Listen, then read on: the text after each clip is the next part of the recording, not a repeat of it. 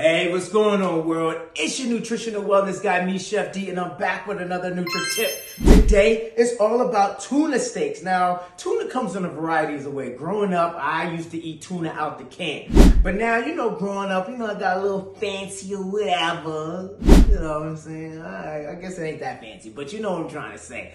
Our brother's palate has developed. So when it comes to tuna, I'm going to talk about all the above, out the can or tuna steaks. Now, for starters, tuna is a great source of protein. About 3 ounces of tuna is going to get you anywhere from like 20 to 24 grams of protein. Now, if you take one of these steaks, about 4 to 5 grams, 4 to 5 ounces, you're going to get about 40 to 50 grams of protein. Add that to the fact that it is a low calorie, low fat food. This is ideal for weight loss and healthy muscle gain. Now, tuna steaks are also loaded with vitamin B, which has been known to help support energy and healthy blood flow. You mix that with also containing vitamin A, vitamin D, iron, and 2 powerhouse omega-3 fatty acids, DHA and EPA. We'll talk about that later, but just know that they've been known to help fight inflammation. They've been known for healthy heart health, as well as healthy